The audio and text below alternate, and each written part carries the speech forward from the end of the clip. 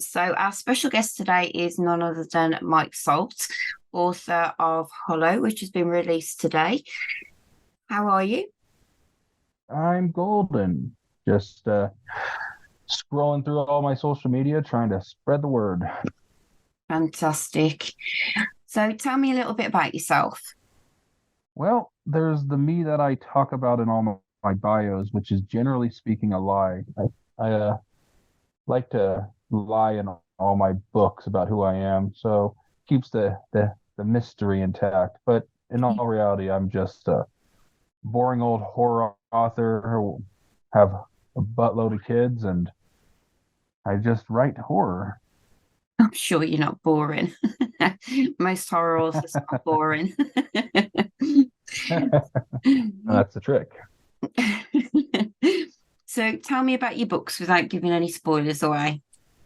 Yeah, so Hollow was an idea I've had for a couple years.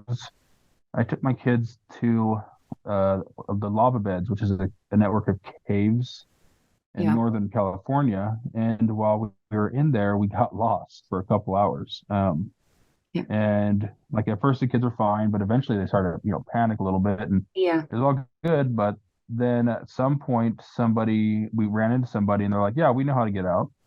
And as we followed them, I realized, oh, they didn't know where they're going either. And so the idea of Hollow came to me shortly after of like, well, what if that person was trying to pull us deeper into the cave and get us trapped there? And then from there, Yeah. it just kind of spiraled into what it became. Fantastic. So what inspired you to Yeah, write in the horror genre? I've always had an affinity for horror. I think I was way too young when I watched my first horror movie. I watched Night of the Living Dead, probably in first or second grade. So Yeah. it's like 6 or 7. And then, Child's Play, Pet Cemetery. And it was always that weird kid that was really oddly into horror. And Yeah. as an adult, when I finally decided to start writing, it just made the most sense, write what you know. And that just kind of was always in the front of my mind. So, Yeah. So how do you think that's gone on with sort of followed through with your childhood? So do you find that you enjoy more writing now? yeah, I mean, still love the genre in its entirety. I still watch the movies, and I basically only read horror at this point. And so, you know, I think the love for it has just grown over the years, especially because I feel like horror is in a new resurgence where horror once again is being celebrated. So it's kind of cool to kind of see all these new creators come out and create some really impressive stuff. Yeah. So what's the first horror story that you ever wrote? Oh man. Um, there was always this stuff that I dabbled in, growing up. I was really into, the goosebumps and stuff. So Yeah. I was pretty writing when I was pretty small. I kind of thought it was fun. I'd like make little small books and sell them during recess and stuff to friends. But let's see, the first book I actually wrote where I sat down and actually finished one was a book called Blind, which I wrote in 2014.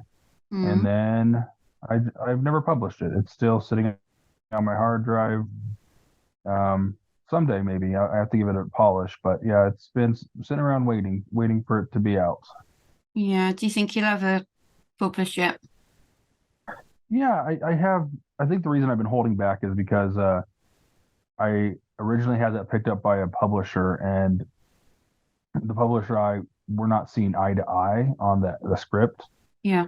and they wanted me to make some changes that I just, I'm okay with a publisher saying, hey, we're here's what we suggest in our edits and all that stuff. But when they basically want to rewrite the book, it kind of made me want to, it soured me on the idea. So I pulled from the publisher, and he said basically in his own words that good luck being successful without him. And so I've held on to Blind because I Yeah. want to make sure when I do publish it, it's kind of like fuck you. I did it without your help. So I'm going to publish it. It technically is related to all the books in the series that I'm doing now. So it's part of the Linkville series. Yeah. So it could be slotted in if I, give it a good rewrite. But yeah, I see it coming out one of these days. Yeah, I suppose that was really disappointing, and I suppose if you weren't strong enough you could have like stopped writing, but you obviously carried on, which is good. Yeah, it's kind of like stick it to that guy. In all reality, it's probably just motivation to keep fucking going. So who knows? So how do you come up with the dark and eerie settings? Oh, well, hmm, let's see. Like each book kind of has its own feel so far, and I think that has been a problem because I don't really want to do the same thing over and over. And Yeah. even though they're all basically paranormal, they're all ghosts. So I kind of have to try to find a way to make each book, different, but it's the same. Damned to Hell took place majority of it in a city or a cemetery. And then the Valley, I went for the more uh, trees, foresty type stuff. Yeah. And then the House in Harlan got weird. It all basically takes place in one location inside a small house. And then it just gets really weird in the third act, and then it doesn't really look back. So, and then Hollow takes place almost exclusively in a cave, a system of caves. Yeah. So the book's coming up. I know what I want. The series is going to have 9 books in total, before the final book, where they're all brought together for the final book. But I want each book to kind of stand and feel like its own book. Yeah. I have a really cool idea for like a treehouse story, but it takes place in the woods. And every time I try to write it, it kind of feels too close to the valley. So that one's been kind of hard to kind of crack so far, but I feel like I'll get there. Yeah. Okay, so what's the most challenging aspect of writing horror for you? Finding the time. I mean, some days are easier. Some days I can sit down and actually get in a couple hours of work. I have, like I said, a billion kids. So, and then once the kids are in bed and house is straightened up, and then it's the only time I've had one-on-one with my wife. So, it's important to kind of spend some time with my wife and kind of catch up for the day. And by that time, sometimes I'm just so exhausted. It's kind of hard to sit Yeah. down and put in an hour or so of work, but you know, it kind of is necessary. So that's kind of the hardest part. Um, Promotion generally, getting the books in front of people is at times difficult, especially when there's a big gap between your publishing dates. So, but I'm getting there.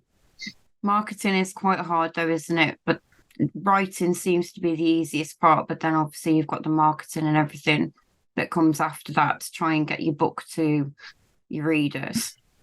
Yeah, and I have been fortunate enough to have cultivated a good, strong network of people on Instagram that really have, been my cheerleaders throughout all this. And I put out a call a couple days ago just saying like, hey, if anybody can help, hit me up and let's work out a plan together. And people have come, and people I didn't expect, people that I barely have a relationship with so far, have come together and helped and supported. And it's been cool to see who has really had my back, when I needed Yeah. it. So it's been fun.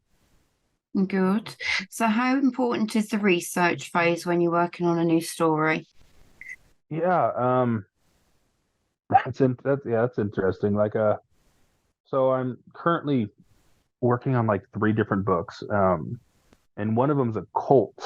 I love cults, and in horror those go hand in hand. They can. Yeah. So just for that one alone, I probably watched like 6 different documentaries on cults. Read a couple different like nonfiction about cults, and really, and my wife's obsessed with cults, so like I've been able to pick her brains on like what would be a fresh take. Um, and then like Hollow, I spent some time actually at the caves that inspired it. Just kind of feeling it out and just kind of Yeah. listening and trying to just get in the atmosphere. So yeah, I think generally speaking, like if you're not positive, like it's always good to sit down and do some research. I for the most part, I don't really worry too much about it in the first draft. I just want to get the information out there. Yeah. So, and then I'll kind of go back in the second draft and kind of be like, okay, do I know what I'm talking about here? Does this make sense? Should this, should this be the way it is? So, like in the Valley, I had like history from like the 1800s in Oregon, and like I'm not positive. I kind of threw it out there when I was writing it, and then when I came back, I'd be like double check and make sure like, yeah, that's actually accurate. So, Yeah. or that's off by a decade or so. So, just tighten it up, make it make sense. I don't think the average reader will give a shit. They'll just be, it's a fictional universe, so it's a fictionalized history for all they care. Yeah. So that part doesn't really bug me too much. But yeah, I think that it's always good to know what the hell you're talking about if it's not something you actually know. Yeah, that's right. Totally agree. So, which horror authors have influenced you over the years? That answer changes, I swear, almost every year, really. Like, it's always Richard Matheson. He kind of really got me into horror and how it didn't have to just be the same thing. And then obviously everybody loves Stephen King and how prolific his work is. But every year, I find new authors, and generally, like the last year or so, it's really been a lot of indie authors that I've met, like in books of horror or Instagram, and like really diving into what a good indie author is and how they manage to make a compelling story with less resources generally. So, right now there's a lot of people that I really admire that are doing a hell of a good job. So, yeah. I mean, a lot of people have mentioned the Facebook groups in the interviews that I've done, and I agree with what they say. They are a friendly bunch in there. You're very helpful as well. Yeah, the group's been really cool. Unfortunately, I joined that group probably about the time it first started. But I didn't really pay attention to Facebook. Like all my marketing strategy has gone through Instagram. And so when I decided to finally start pushing more on Facebook about like June-ish this year, I didn't even have an author account for Facebook. Yeah. I still had my personal account, which, Mike Salt is actually a pen name. So I had to make a new account with my writing pen name and all that stuff. And then finally start diving in and digging into this group and try to really get people to, notice me and kind of see that I exist, because as far as everybody else is concerned, I didn't exist, Yeah. So I've been trying to kind of push my way through in the last couple months. That's good. So, which platform do you think is the best then? Facebook, Instagram? I think that it's always good to kind of have, like, as an author, an indie author at that, to kind of dabble in everything, there's always opportunity everywhere. I suck at everything that's on Instagram. I got lucky with Instagram. And I would say 90% of my sales comes from Instagram. But, I talk to a lot of people that most of their sales come off TikTok. Yeah. Or, people on Facebook, especially the people in the books of horror group. Like, I've seen some books that, had 20 reviews or something like that. And then somebody on Book of Horror shares it. And next thing you know, they have 100. Like, the power of that group is unimaginable. So, I think it's really about each individual person. But I think as an author, you probably should be paying attention to all of it. Yeah. And do you ever scare yourself with what you write? No, I haven't. I do put things that have scared me in it. And one of the books I'm writing now, I had a nightmare and I woke up having basically a panic attack. Yeah. And I put that in the book. So, when it comes to scaring myself, yeah, I would. In Hollow, there's a scene that I used one of my biggest fears. It's the Hollow is really about phobias and fear. And I thought it would be a good time to kind of put my own inside there. And I Yeah, mean, the scene didn't scare me, but I am getting a lot of responses that was a pretty hard scene for some people to read. So, that's good. Well, that's what horror's all about, though, isn't it? right. So, how do you think the horror genre has evolved over the years, in your opinion? Oh, I mean, universally, the whole entire genre has just exploded. I remember mid 2000s, it was still kind of like it felt like it was dying. It had the 90s really, especially in cinema and all that stuff, it really had a pop and a burst when Hollywood kind of ran the scream kind of ideas of like teen horror into the ground. And then we got like the wave of Japanese horror in the early 2000s and stuff, the Yeah. remakes. But it kind of felt there for a minute that like all we were getting were remakes and nothing really took off or exploded until like Saw.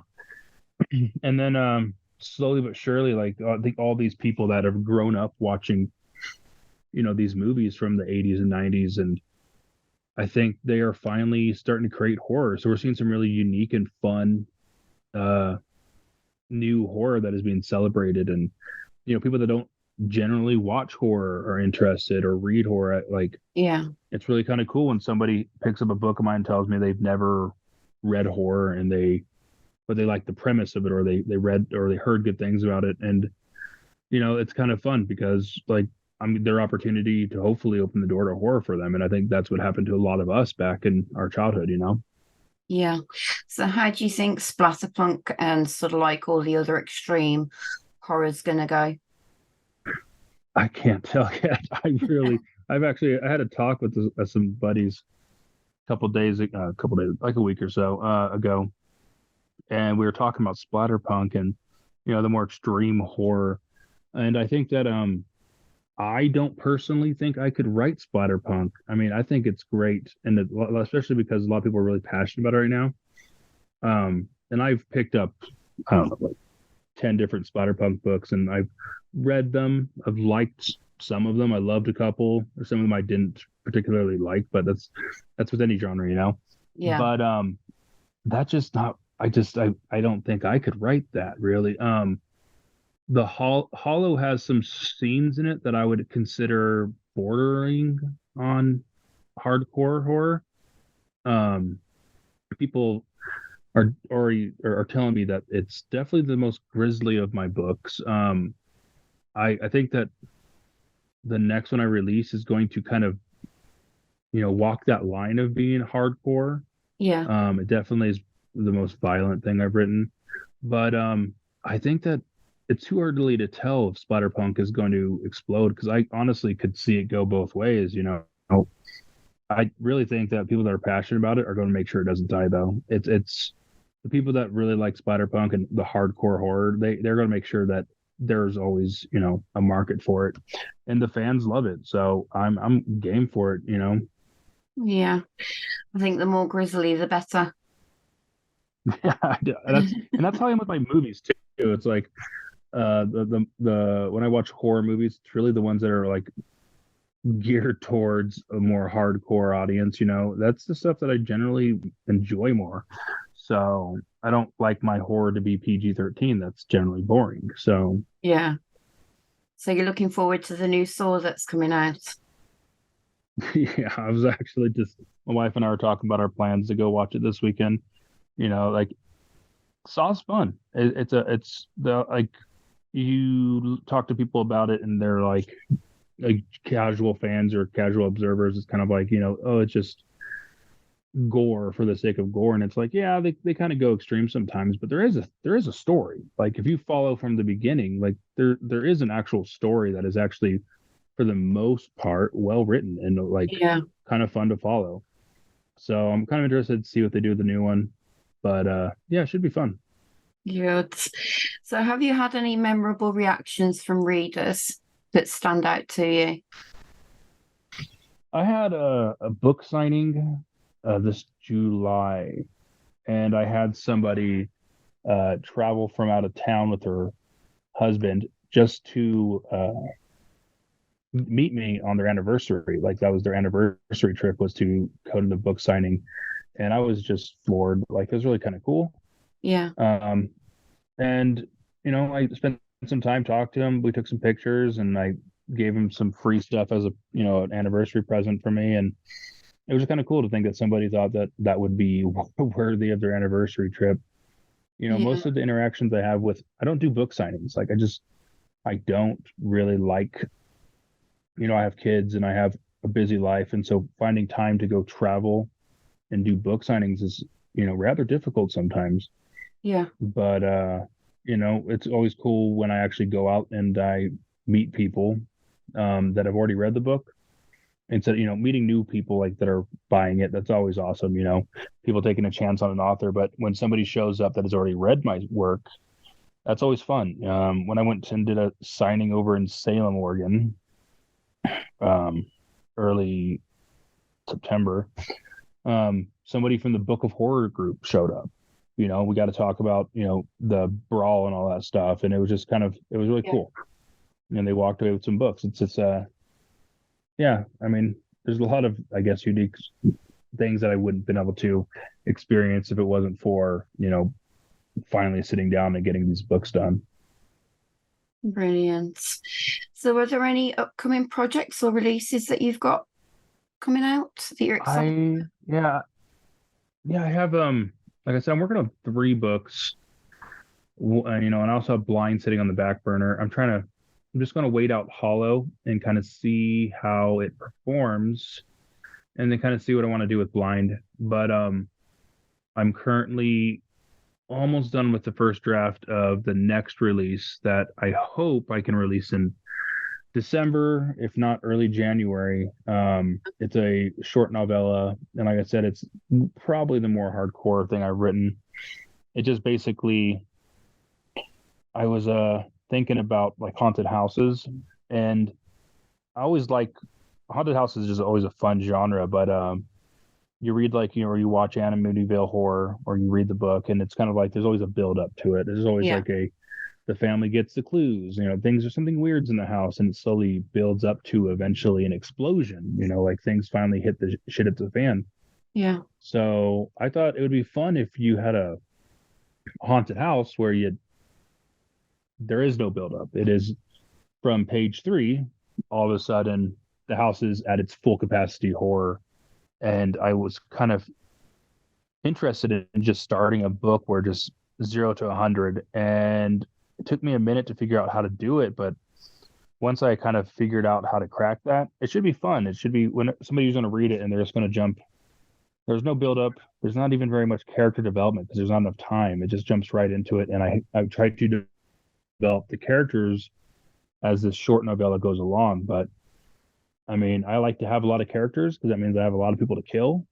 So we'll see. We'll see how it goes. I like that. The more characters you can kill. Right. I mean, I had one review for Hollow that was basically like Mike hates his characters, and it's like, well, I don't hate him, but I don't treat him nicely. That's for sure. So you mentioned that Mike Salt is your pen name. So how did you come up with the pen name?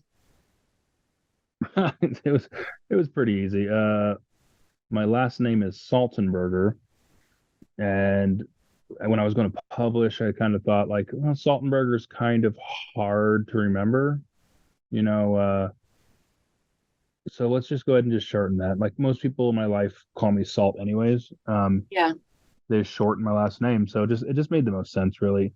And Mike Salt has a better ring to it than Michael Saltenberger. That is such a mouthful. I hate spelling my last name as is. I would hate to make that a profession, use that. So yeah, at the signings as well, you hate your surname and you've just got to keep signing it. I would probably in my signings, I would probably shorten it to Salt. So I'm just cut to the chase, all right? So So, what advice would you give to aspiring horror writers? Yeah, I'm actually going to be starting a newsletter. People have been telling me to do a newsletter for a while, mainly because every author should have a newsletter. And I've tried them in the past and just kind of not really paid attention. But I'm going to actually go through it at this time. I think it's like a good idea to finally get a newsletter going. And Yeah. part of the newsletter will be focusing on helping aspiring authors, like give them advice and stuff. Because I mean, I've been writing now for, I published my first book 6 years ago. Yeah, I've been one book a year since then. And I've worked with publishers. I've worked with indie. I kind of am well rounded, or for the most part, I can give advice to a lot of people that are starting out.